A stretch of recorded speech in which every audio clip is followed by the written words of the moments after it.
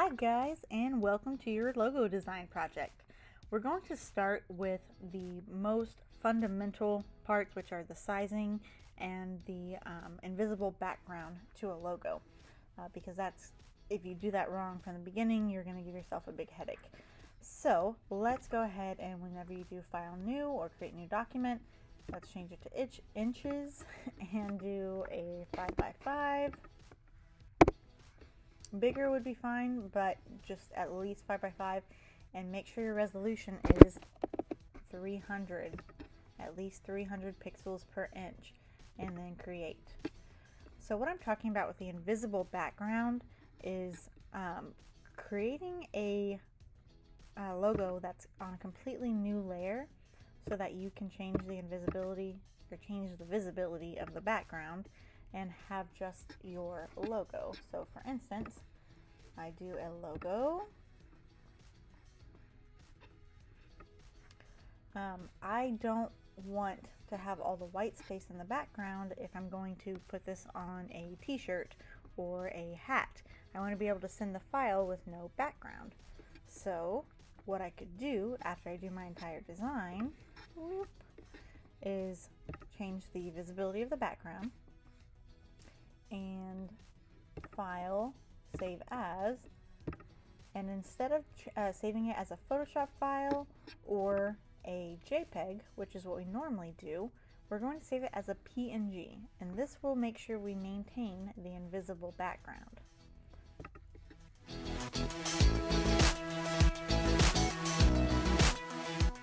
But let's talk about actually designing a logo.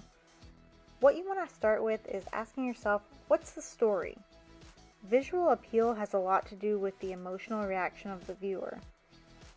Can you tell a story with the image?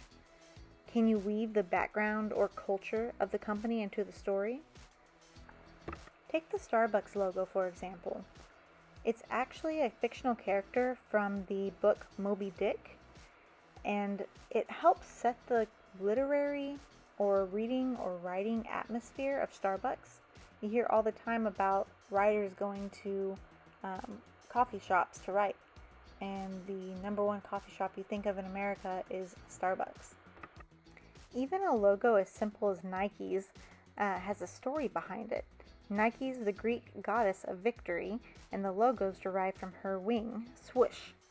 Greek mythology says that swoosh is the giver of immense power and motivation to warriors, which is perfect for athletic apparel. In addition to story, you have to think about what the colors are going to say about the logo or about the company. There's such a thing called color psychology, which talks about what certain colors make us feel in general. Obviously, it can be different for different people in different cultures, but these are the generalized meanings of different colors, and they can help give you some ideas as to what route you want to go for your logo.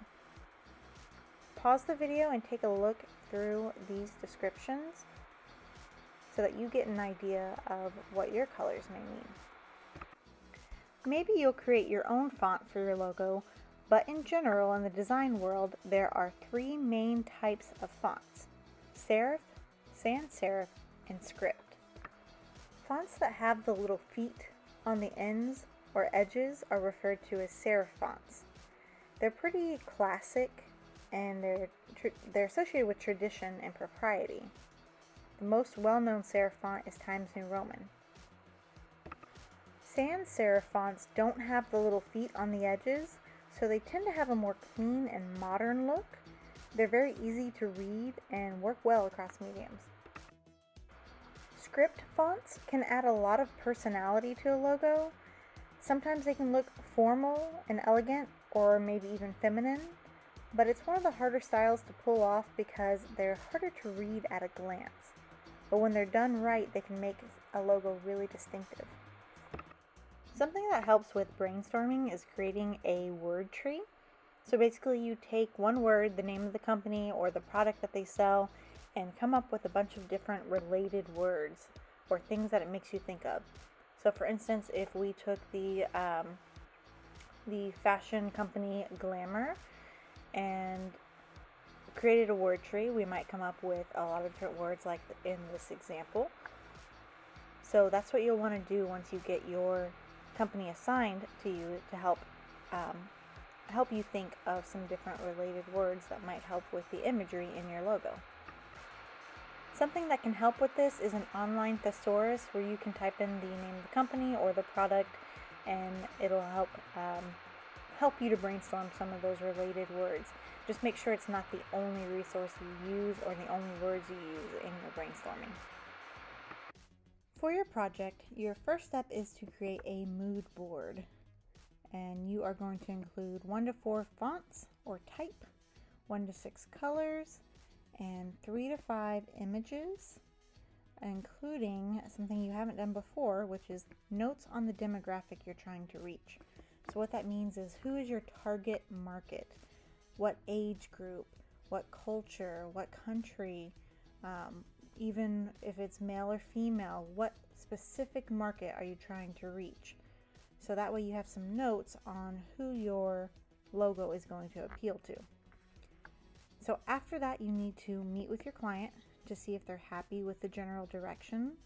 And if they're not, or they have some tweaks they want you to make, go ahead and adjust as you need to. Every time you make an adjustment, you're going to meet with your client again until they're completely satisfied. After you get their approval, you're going to sketch 10 thumbnails.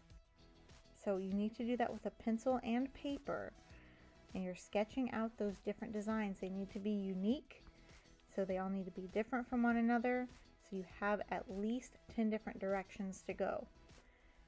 If you go to college for graphic design, they're going to make you do hundreds of sketches. So all I'm asking for is 10. Some things to keep in mind when you're doing your design is think about the words that you had in your word tree.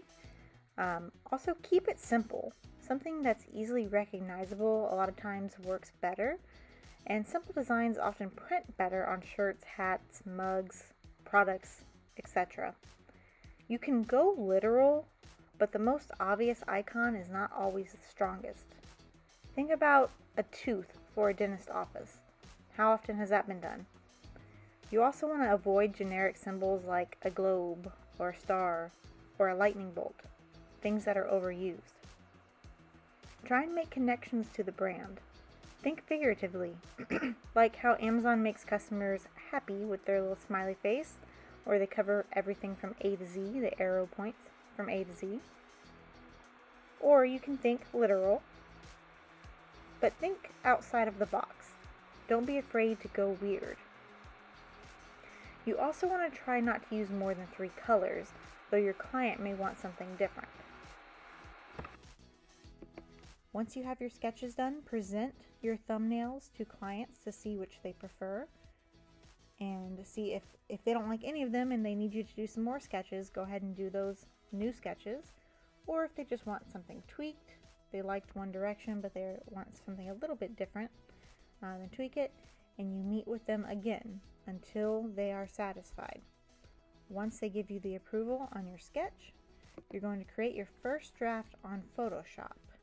Okay, so this is your digital design, but think of it like a draft, okay? So for your digital draft, some different tools that may help you, just as a reminder, paintbrush, like I used here initially, or the pen tool can be used for quite a bit. If you select shape, you can either do something that fills in automatically with whatever color you choose, or you can choose no fill and do a stroke, which is just a line, and decide how thick you want it, and do something that just has an outline in that particular color. Don't forget, you can also do curved lines to make something look really precise. Looks like I'm going for a boomerang, so it looks nice and smooth. So pen tool is going to probably be a very important, if not the most important one. Also, you can use the pen tool to make a selection of any space. Right click, make selection, okay, and if you do control backspace, then it will fill with that color. Oops, sorry, I'm on a Mac, so I'm trying to figure out what well, I can't figure it out on mine, but control backspace will fill with red, any selection you have. So if you want something to be a square or rectangle, you could fill it in with that control backspace, a solid color, or a perfect circle, so on and so forth. Text tool. Everyone should know this, but just a reminder, you can add your text here, and you can change the color, you can change the font. Photoshop has quite a few that it comes with already, but if you're working on your own personal computer, you can also download free fonts online and change the size, whatever you want to do.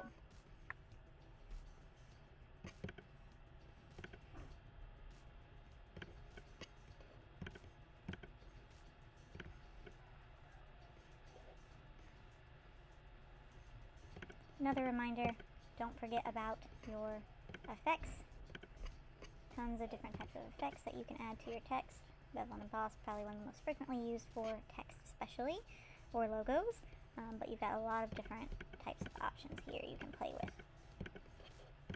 You also have filters that you can add, filter gallery. The only thing is it's going to make you rasterize it, which means you can't edit your text anymore once you do this, okay?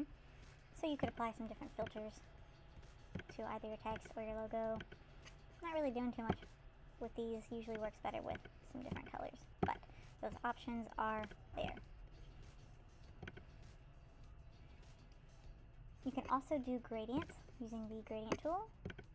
You select your colors, select what type of preset you want.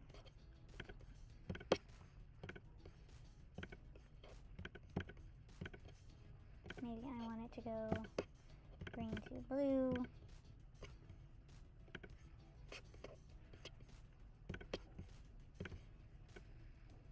Beautiful. You can also create clipping masks, so the layer above, whatever layer. And now I've got that gradient on top of here. You could add textures that way. We added that gold texture on the illuminated letters project. Again, these are all tools that you should already know about, and they're not exclusive, an exclusive list of tools that you can use, but that should help you guys out a bit with thinking about how you might want to start when you do your digital draft. Once you've completed that draft, so you're trying to make it as perfect as possible, but keep in mind things may still change. So once you've completed that draft, you're going to meet with your client and make any adjustments that they see or they think they need. So treat this as if this is a real client you're working for, someone who's paying you for your work. You have to go off of what they want, even sometimes when it's to the detriment of the design, or it's not to your personal style or the direction that you had in mind. You have to be willing to make concessions and compromise in order to achieve a goal for a client.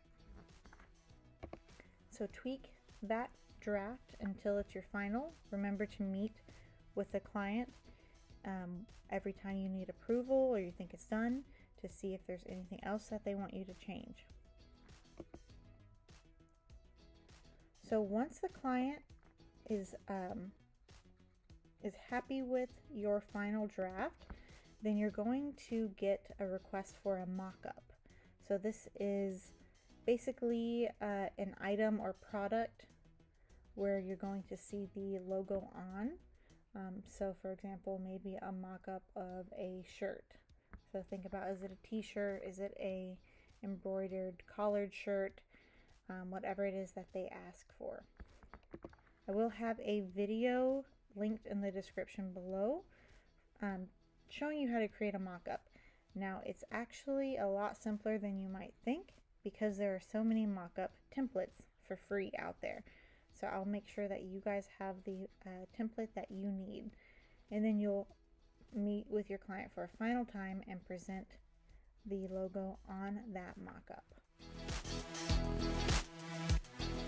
Before you get started, this is just one final reminder to make sure you do your logo all on a new layer so that you can have an invisible background, and then you will save it as a PNG file. PNG. Let me know if you have any questions and come to me to get your company. Good luck. Have fun.